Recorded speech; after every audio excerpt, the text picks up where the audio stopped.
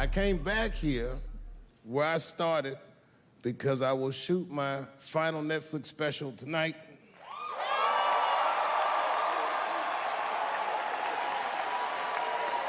That's right. And after this shit, it's time to make America wait again. I've done too well.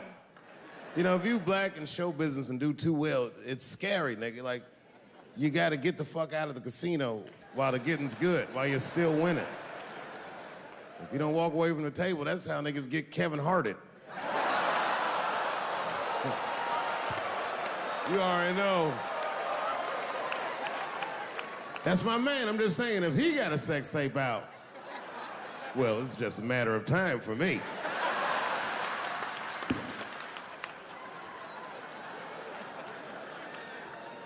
But you know why I be thinking sometimes I want to stop doing comedy?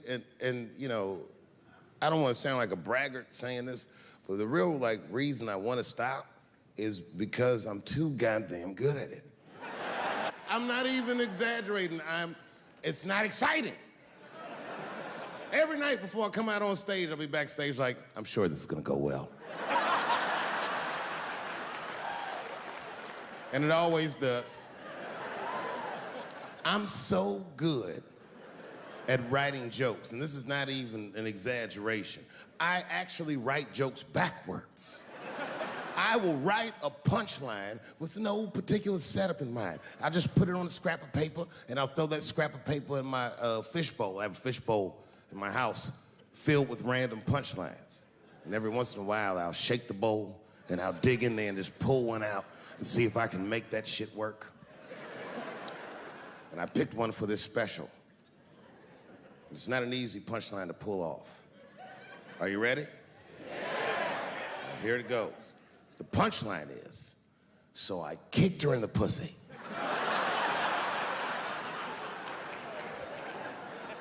I haven't finished the joke yet. I just know whatever happens in the beginning of the joke, at the end of the joke, for some reason, I'm gonna kick somebody in the pussy. And it's going to be hilarious. And you know what's weird?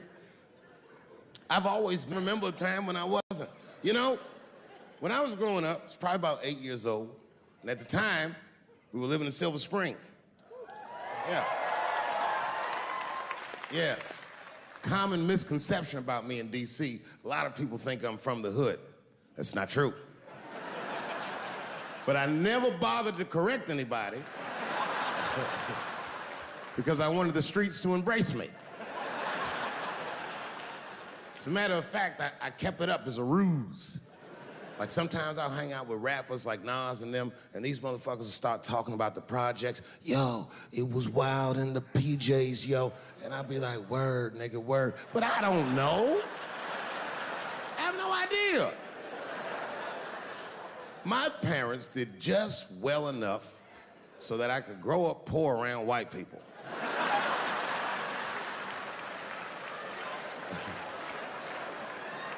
And to be honest, when Nas and them talk about the projects, nigga, I used to get jealous because it sounded fun. Everybody in the projects was poor, and that's fair. But if you were poor in Silver Spring, nigga, it felt like it was only happening to you. I know the pain of that first sleepover at a white friend's house. And you come back home on Sunday and just look at your parents like, y'all need to step your game up. Everything at Timmy's house works. Remember the first time you saw that? In a cold winter, and you'd be at a white friend's house and see the motherfuckers in their living room without their coats on?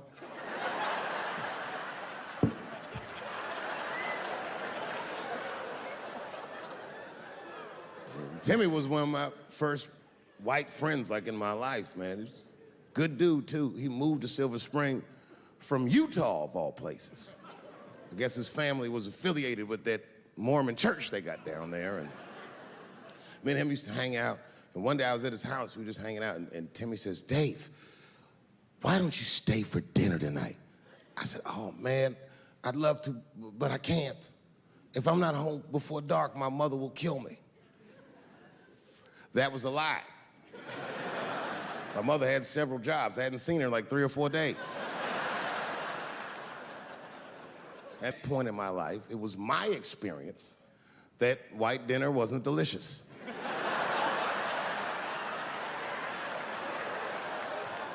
I'd rather go home and fry some bologna or some shit like that.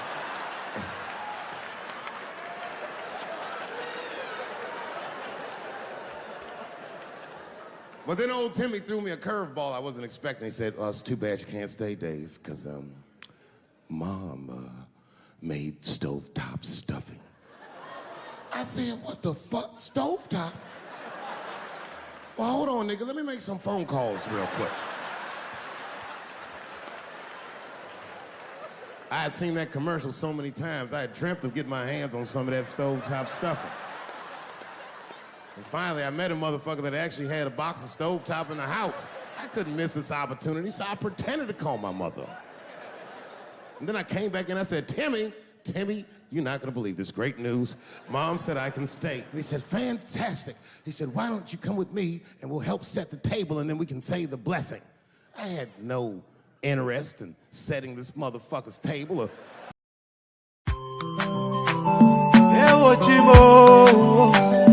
Mabaminda na usa widi gozo uya limbe kumba na usa widi gozo something is killing me slowly and I'm feeling so lonely but this thing I must to talk all my people, they for bush, oh. And our children now they go for school, oh. But nobody fit to talk, oh. We get to plenty, so many things where we really want to complain to you. See these people where they kill us, are the people where they get for protect we, yeah. Our children they for prison, our leaders they for prison. Now they calling for dialogue. Now who and who go talk, oh. That's why we pray to God. Heal our land, heal our land, heal our land. Cause all our people are dying and our mothers are crying. Heal our land, heal our land, heal our land. Cause all our children are dying and our mothers are crying. Yeah. But I don't know what's up, oh, at all, oh. This war is bigger and one man of it put a stop, oh. So make we put them all together, oh. I see plenty people don't die and the house they went up and I saw the people they so far. Everybody running helter skelter, the children they suffer, there is no food and shelter. Our children down the suffer while the leaders living la vida loca. Yeah. So now who's how we go so Cameroon do. We get to plenty, so many things where we really want to complain to you. See these people where they kill us, not the people where they get for protect we, yeah. Our children they for prison, our leaders they for prison, but they been calling for dialogue. Now who and who go talk, oh. That's why we pray to God. Heal our land, heal our land, heal our land. Cause all our people are dying and our mothers are crying. Heal our land, heal our land, heal our land. Cause all our children are dying and our mothers are crying. Okay, let's take a minute of silence for our brothers and sisters who have lost their life in the struggle, and our mothers who are living in the bushes, our children suffering in the bushes with no food and no shelter. We pray that the peace return in our land so that we can live in peace, peace forever. That's what we cry for. We get to plenty, so many things where we really want to complain to you.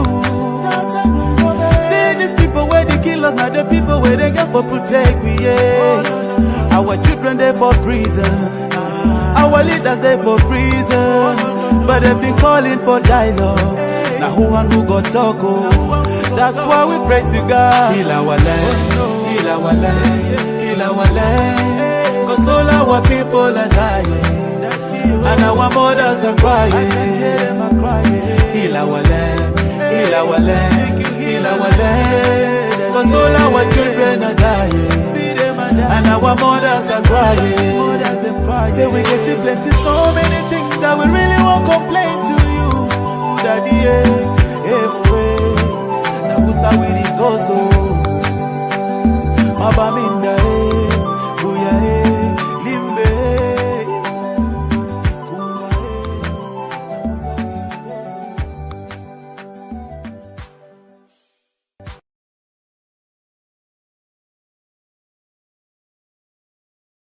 Interest in setting this motherfucker's table or saying these crazy ass Mormon prayers. I just wanted that goddamn stuffing. My hands first. My plan was simple.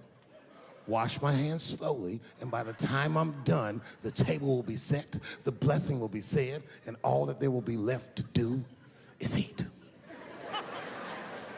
Went to the bathroom. I washed my hands very slowly. I must have been in there for about 10 minutes. And suddenly, one of his mothers came to the door.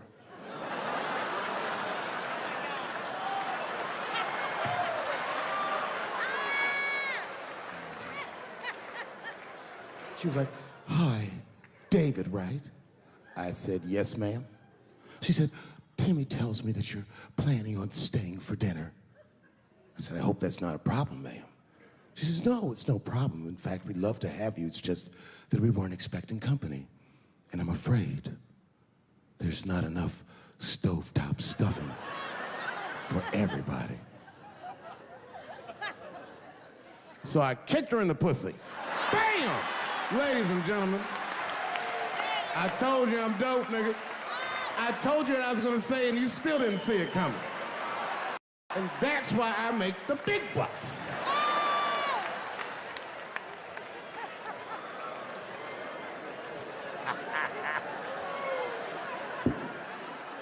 Oh my God. But there's a more important reason that I would stop doing comedy right now. And this reason is the real reason that's been percolating, and it really is the crowd, not you. I'm talking about the crowd on the big stage. It's too hard to entertain a country whose ears are so brittle. Motherfuckers are so sensitive, the whole country is turned into bitch-ass niggas.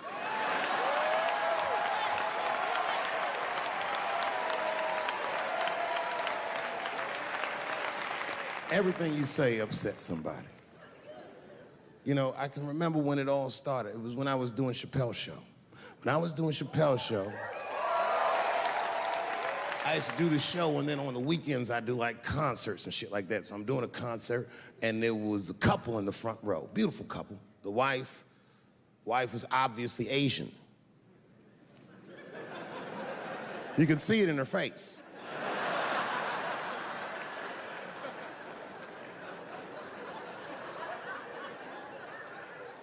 The husband, this motherfucker was mysterious, to say the least. Couldn't quite pinpoint where he was from. Caramel-colored fella, very nice hair, but he could have been from anywhere. Bangladesh, Mexico. I can't guess with a nigga like this. All I knew for sure about this guy is that his wife was a bitch. I could see that in her face, too. No, he was laughing and having a good time, and she was scowling at me at a goddamn comedy show. I couldn't figure it out. And then I realized at some point that she was pregnant, and I was smoking on stage. I said, "Oh my God, that's probably why she's mad." So I started to put my cigarette out, but then she hit me with one of them fake non-smoker calls. So I just kept smoking. I thought to myself, "Bitch, that babe will be fine, relax." And I tried to break the tension. I just asked her. That's all I said. I go, "Hey, where are you guys from anyway?" And I could tell that she was on to me. She goes, very condescendingly, she says, "I'm from California. If you're asking my ethnicity, I am Chinese." He was like, "I'm Mexican, bro." I said, "Well, I'm sorry if I offended you by asking, but you're a very beautiful couple. And miss, there's no question that you're gonna give birth. to the hardest working baby this world has ever seen.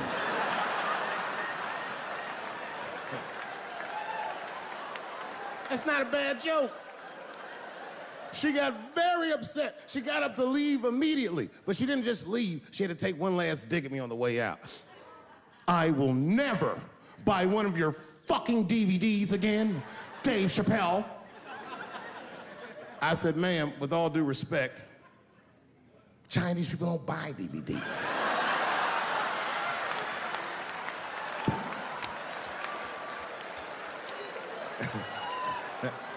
And the crowd went crazy. We were all laughing, having a good time. I didn't even think anything of it. And then just 3 days later, this lady sends a fucking letter to my promoter telling him not to book me for shows anymore because I was, quote, racist, and I'm quoting her, insensitive to the nature of my interracial marriage. I was like, word, bitch, I was.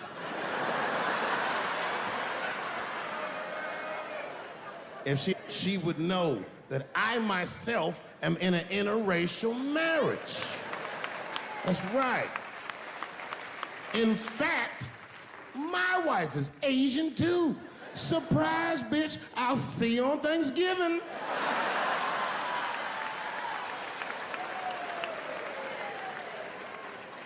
But my wife's not Chinese. She's Filipino. That's right. And our kids are Puerto Rican somehow, so there you go. I don't give a fuck about interracial marriage. In fact, you know what? My mother is half white. A lot of people don't know that. Well, all right, you were a little too excited, but okay. A lot of people don't believe me when I say that, but it's true. You can't tell looking at me, but if I grew my hair out, you would think you was at a fucking Cat Williams concert. My shit is beautiful.